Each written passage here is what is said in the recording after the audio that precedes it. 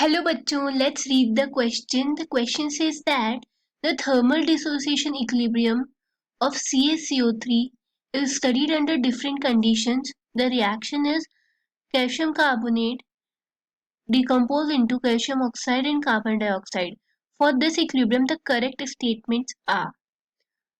हमें एक क्वेश्चन दिया गया है that is the decomposition of calcium carbonate and हमें चार स्टेटमेंट्स दिए गए, हमें बताना उसमें से कौन से करेक्ट है. So the key concept used in this reaction is we should know on what factors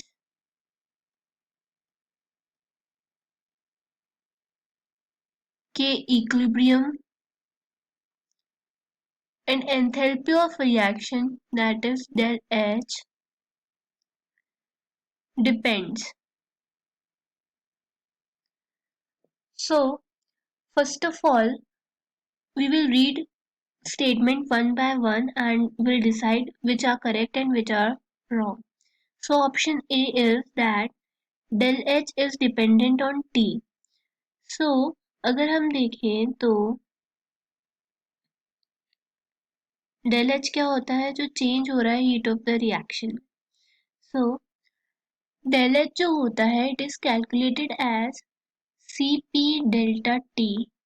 सो अगर कोई भी चेंज होगा टेम्परेचर के अंदर सो del H पर फर्क पड़ेगा. So the statement that is del H is dependent on T is correct. Next statement is that K is independent of the initial amount of calcium carbonate. So पता होना चाहिए कि जो K equilibrium होता है it only and only depends on temperature. ये किसी और फैक्टर पर नहीं डिपेंड करता, ये केवल टेम्परेचर पर डिपेंड करता है. तो जो हमें ये स्टेटमेंट दिया गया है कि K is independent of initial amount of CaCO3, सो ये भी करेक्ट है. स्टार्टिंग अमाउंट क्या है कैल्शियम कार्बोनेट का, उसका के पर कोई भी इफेक्ट नहीं पड़ेगा.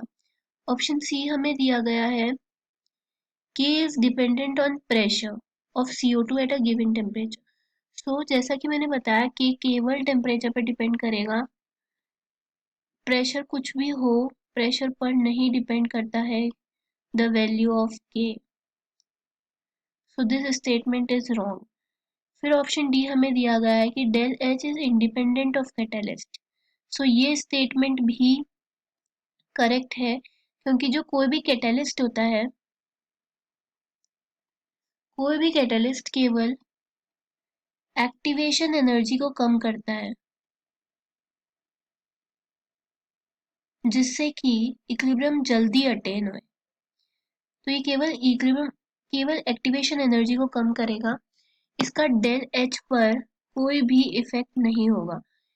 इसलिए जो स्टेटमेंट है कि del H is independent of the catalyst, ये भी करेक्ट है. So the correct statements are A, B and D. The correct statements are